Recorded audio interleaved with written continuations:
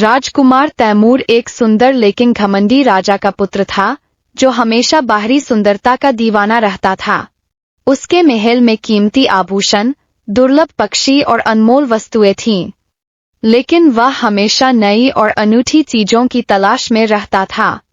एक दिन उसने एक बूढ़े यात्री से एक जादुई बुलबुल के बारे में सुना, जो ऐसी धुन गाती थी कि सुनने वाले उसके जादू में खो जाते थे। कहा जाता था कि जिसके पास यह बुलबुल हो, वह हमेशा भाग्यशाली और प्रेम से परिपूर्ण रहेगा। यह सुनकर राजकुमार तैमूर ने इस अनोखी बुलबुल को पाने का संकल्प लिया। उसने अपने राज्य के सबसे बहादुर सैनिकों को बुलाया, लेकिन वे सभी जंगल की डरावनी कहानियों से भयभीत थे। आखिरकार राजकुमार ने स्वयं इस यात्रा पर जाने का निर्णय लिया। यात्रा के दौरान राजकुमार को कई कठिनाइयों का सामना करना पड़ा।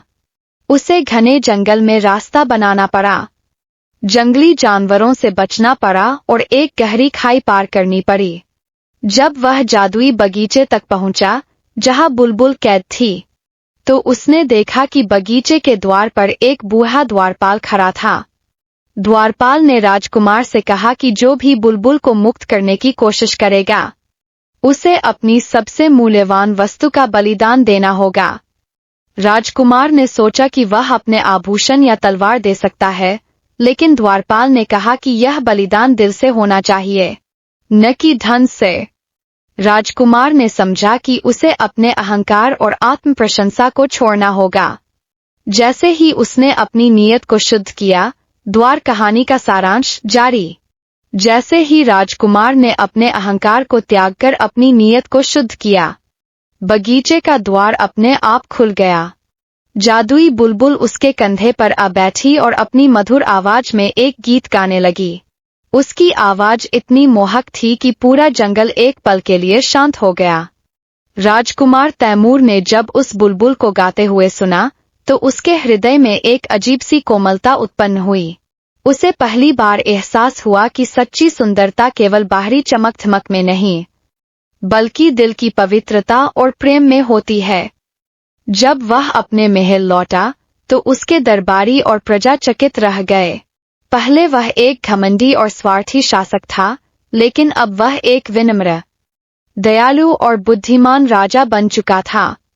उसने अपने राज्य में न्याय और प्रेम की भावना को बढ़ावा देना शुरू किया और सभी को सिखाया कि सच्ची सुंदरता बाहरी स्वरूप में नहीं, बल्कि दिल की भलमनसाहत और निस्वार्थ प्रेम में होती है। नैतिक शिक्षा। इस कहानी से हमें यह सीखने को मिलता है कि वास्तविक सुंदरता दिल की होती है, न कि बाहरी रूप रंग में। हमें प्रकृति की अनमोल देन की कद्र करनी चाहिए, और सच्चा प्रेम हमेशा त्याग और निस्वार्थता की मांग करता है, न कि अहंकार और लोभ की।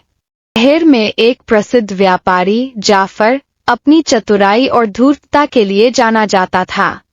उसके पास एक जादुई तोता था जो हर रहस्य जान लेता और जो कुछ भी देखता, उसे बोल देता था। जाफर इस तोते की मदद से लोगों के गुप्त राज जानता और फिर उन्हें ब्लैकमेल करके धन कमाता था। एक दिन एक गरीब लेकिन बुद्धिमान लड़की आयशा ने जाफर की चालाकियों को उजागर करने का निश्चय किया। वह जानती थी कि तोता केवल वही बोल सकता है जो वह देखता है, लेकिन वह यह नहीं समझ सकता कि घटनाओं का सही अर्थ क्या है। उसने एक योजना बनाई। अगले दिन आयशा जाफर की दुकान पर गई और वहां खड़ी होकर अजीब हरकतें करने लगी। कभी मुस्कुराती, कभी रोती, कभी हाथ हिलाती और कभी जमीन पर बैठ जाती। तोता यह सब देख रहा था, लेकिन वह समझ नहीं पाया कि वह वास्तव में क्या कर रही थी। जब जाफर ने अगली सुबह तोते से पूछा कि कल दुकान पर क्या हुआ था, तो तोते ने कहा, मैंने एक लड़की को कभी हंसते, कभी रोते, कभी हाथ हिलाते और कभी बैठते देखा, लेकिन मुझे नहीं पता कि वह क्या कर रही थी। यह सुनकर जाफर को एहसास हुआ कि उसका तोता हर चीज की सही व्याख्या नहीं कर सकता। लोगों ने भी समझ लिया कि जाफर के सारे रहस्य झूठे हो सकते हैं। इस तरह आयशा ने अपनी चतुराई से एक शक्तिशाली व्यापारी को हरा दिया और शहरवासियों को उसके जाल से बचा लिया। सांस्कृतिक महत्व। उर्दू साहित्य में बोलते तोते को हमेशा बुद्धि और चतुराई का प्रतीक माना गया है। यह कहानी हमें सिखाती है कि सच्चाई और समझदारी से किसी भी मुश्किल को हराया जा सकता है। एक क्रूर राजा ने 7 बहनों के पिता को कैद कर लिया और उन्हें शर्त दी कि यदि वे अपने पिता को बचाना चाहती है तो उन्हें किले में रखी कठिन परीक्षाओं को पार करना होगा।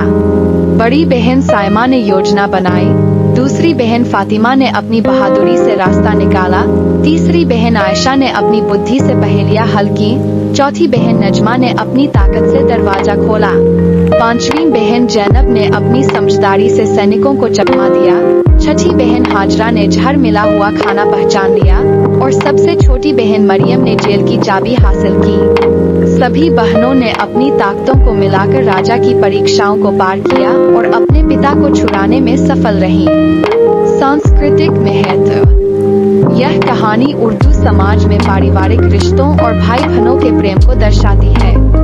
यह हमें सिखाती है कि जब हम एकजुट होते हैं तो कोई भी कठिनाई हमें हरा नहीं सकती।